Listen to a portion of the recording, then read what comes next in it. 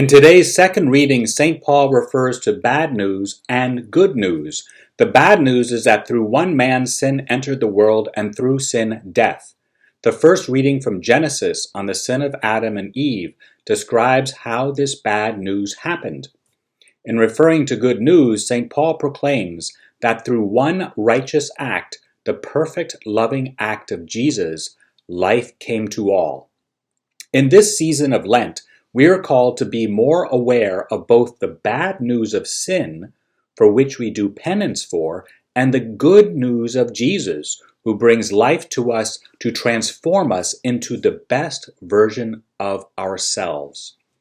If we only focus on giving something up during Lent, we're only emphasizing one aspect of Lent, giving something up in penance, such as money or food.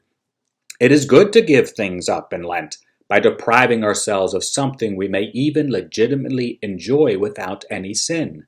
However, our experience of Lent will not be complete if we only give up something and do not do anything else.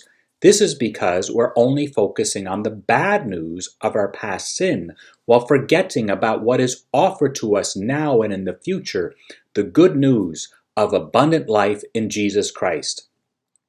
If we only focus on giving up things in Lent, we may develop a distorted understanding of creation, as if creation is an obstacle to God rather than a door to God, a voice of God.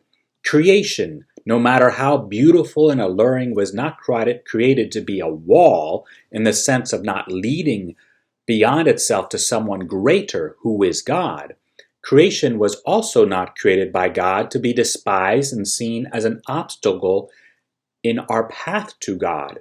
Rather, created reality exists to be multiple pathways through which we approach God, multiple voices by which we hear God speaking through the created world to us. Lent is a time to perceive creation more as a pathway to God and not as a wall that leads nowhere else or as an obstacle, something we trip over and are to avoid and dislike. If we fast, may we fast so that we can increase our capacity to be grateful to God for creation, even in the form of a tiny raisin.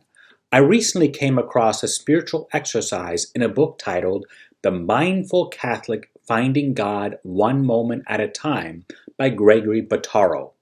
The exercise in the book consists of fasting by only eating one raisin and not many raisins.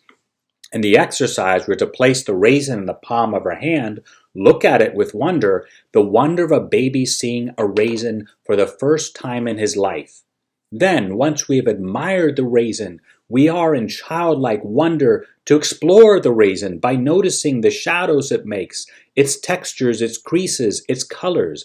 Then we are to smell the raisin as if smelling it for the first time. Finally, we are to slowly chew the raisin, enjoying, savoring the raisin in an attitude of gratitude for the gift of the raisin given to us from God. May this season of Lent be a time to focus on both the bad news of sin and the good news of life in Jesus. The bad news of sin motivates us to deprive ourselves of comfort, whether this be extra money that we give to those in need, or by giving up food and drink that we would ordinarily enjoy.